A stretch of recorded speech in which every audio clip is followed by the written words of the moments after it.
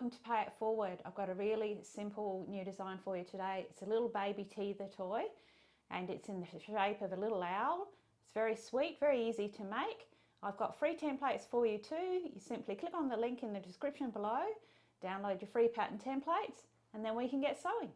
Let me show you what you'll need to make up this little teether toy today. You will need your 2 pattern pieces for the front and the back, and I have interfaced them with a woven lightweight interfacing fusible. You'll also need your face pieces. So we have the little top section of the head there, and these pieces all have fusible webbing applied. So you'll need one of those. You'll need your 2 little large eye circles, and I've cut those out of felt. Now you can see that I have used my pinking shears to cut them out. If you have a look there on the back, I've still got the paper on. I've used my pinking shears and I've just cut right exactly on that line, so the little peaks pop out above that line. If you don't have pinking shears, of course, just cut your circle out as a normal circle. Pinking shears are something though that I would definitely recommend that you have in your toolbox. Then you have your inner eye circles. You choose whichever colour you like. I've used felt again, and they go on there. You'll need your little, if you want to add a little heart like I have with this one, and that will sit right there. Of course we need our little beak piece, which will sit under there, and then you'll need something for your eyes. Now I'm using safety eyes here because I do feel like they're perfectly safe for babies. If you're not sure on that, you can just cut yourself 2 little circles of black felt and stitch those on instead. Of course you'll need your little clamps if you're using safety eyes. Then you'll also need, because we're going to do a little tie around the little base, which is like the little leaves on the branch, you'll need your 2 pieces, and I've chosen 2 contrasting fabrics there. And you'll also need, of course, you'll need your teething ring. These are available online, very inexpensive, and you can usually buy a pack of around about 20. This one is approximately 55 centimetres, and you can get them smaller. I like this size for this project. So to start with, the first thing that we're going to do is we're going to press on our little front top piece, and you'll see that it lines up beautifully there. Just peel off that paper and press it on using a hot iron and a protective cloth. Now that that one is pressed on, I've just taken that one to the machine and just stitched very close to the edge there to secure that one. Next piece to go on is our little beak, and because we've got this little piece here, we can line that up perfectly with that one, and it really just sits just on the point there. You can check it with your eyes if you like to make sure that you're getting into the right position, and they will sit just over. So you see your beak will just extend just enough there. So I will press that one on and I will stitch around the outside just as I have that piece there. Once your little beak is in place, you can go ahead and press on your first of your 2 eye patches. You can see there that it actually sits about 2 centimetres from the top of the head there, and we just angle them out slightly at the bottom so that they're just turning outwards just a little bit like that. Just covers up just the tip of his beak there and just leaves that little bit exposed. Just make sure it's all lined up nicely, and we'll press those on, and then we're going to go ahead and we're going to stitch on the machine right the way around the outside.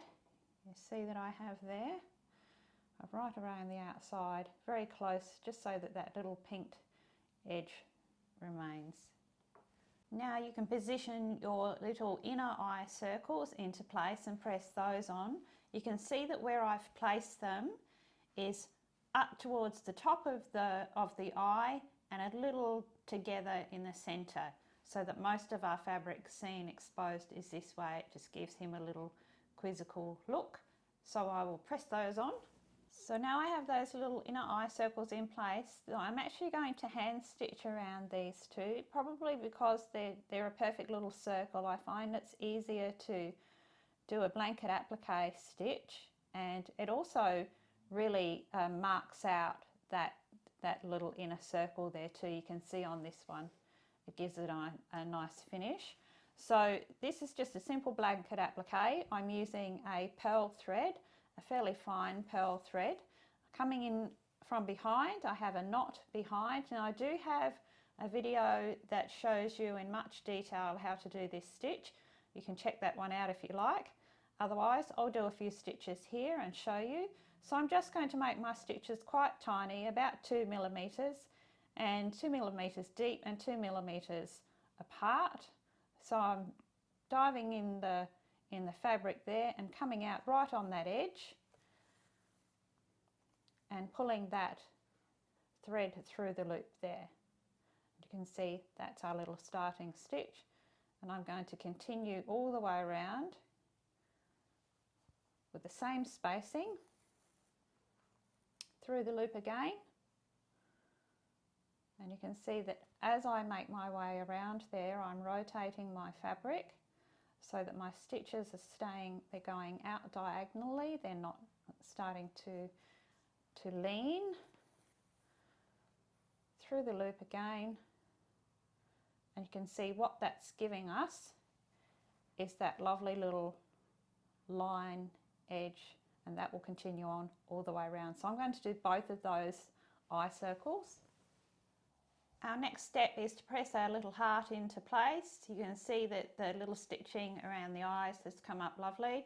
I'm going to use the same stitch with just a pink pearl thread to go around the heart shape like I have here. Of course, you can see that you could stitch both those on the machine just as you did these, and certainly if you're making them for craft markets and making a lot of them, that will certainly speed up the process. I just like the look of that little stitch around each of those pieces. Now our next step is to check the position for our little eyes. I'm using my safety eyes. So eye position, where you pop these little eyes, can make all the difference. You can have him, I've just got him where they're following the same sort of line as the center circle. So I'm putting them up towards the top and a little close together in the middle. But you can change the eye position. These are little teddy bear eye pins, which makes the job just a little bit easier. Obviously you can make him be looking up and sideways. You could do the same thing and pop them down this way. You could have him really close together and looking a little cross-eyed. I like them just where I had them. It's just a simple little look. Once you're happy with your position, now if you don't have any sort of little eye pins, you can just use normal ball-headed pins. Will do the same thing, or perhaps you can cut out a couple of little tiny circles of black felt just to get your positioning just absolutely correct. Once you're happy with the positioning, it's simply a matter of making that hole, if you're using safety eyes, making that hole a little bit larger, and there's a few layers to get through there. So just using my awl, and then I will use my knitting needle just to spread that out just enough to accommodate that little shank. So I've just popped that little safety eye through there. Make sure that you push all of your backing fabric right down to the base of that eye, and then it's simply a matter of adding your little clamp. And I find that the best way to do this, I like to protect the little eye on the other side, having something underneath that there. I just use a cotton reel, pop it over the clamp, and just really pushing down on that clamp to lock that in. You can see there both our eyes nicely in place there, and our next step is to join our front to our back piece. That's simply a matter of lining up. You've got a little mark at the top of your head there that you can line up, and I just like to clip it all the way around. Make sure that all of your edges match up, and then we're just going to sew. We're using about a 4mm seam allowance from this bottom edge all the way up right the way around and down, and we leave, this is our opening that we leave open for turning. And I like to sew that seam 2 times, one straight over the top of the other, just for extra strength.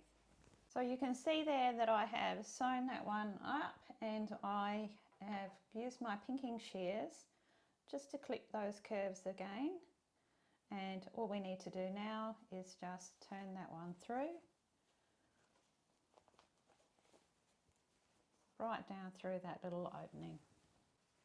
So I've just pushed out those little ear points out there with my knitting needle and rolled those seams out between my fingertips, and I've even given that little bottom section just a little press.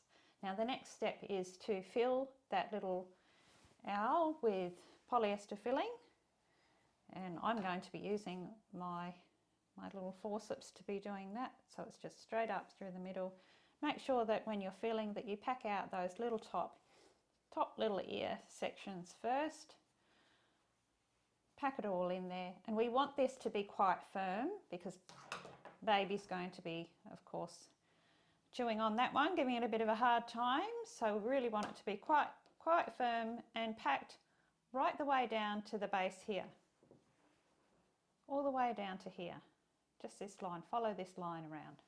Now that he's nicely filled, our next step is just to take him to the machine, and we're just going to sew through all of those layers just across as close as you can get. Tucking that one under the machine can be a bit tricky, but you'll find that you'll be able to just stitch across back and forth. Just stops all of that filling from coming down and interfering when we're going to wrap that around the little ring. Our next step, you can see that I've done my little line of stitching across there, and I've also turned the ends, just the little raw edges under, and I've just stitched that end closed. So now we have our little ring, and we're just going to pop that little tail end through the front of the loop.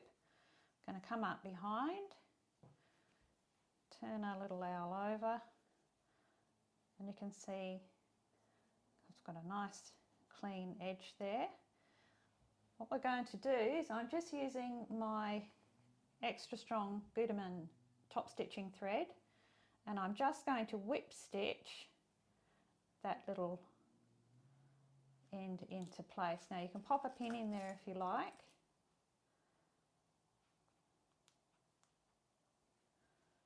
Just to keep that straight.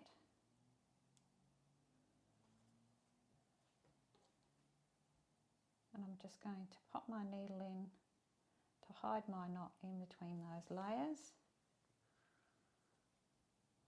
And it's really just a matter of taking some from the back, making your way across.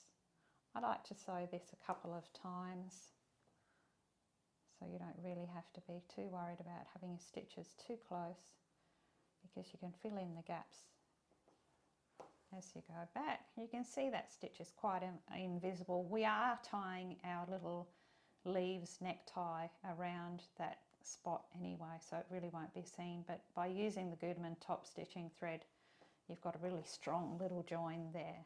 So I'm going to go across and back again. So our little tail end is neatly into place there, and so we can pop that one aside. So now we can move on to our little leaf tie. Now we just put right sides together of those two pieces, just pin them together. You can see there are marks there for your opening.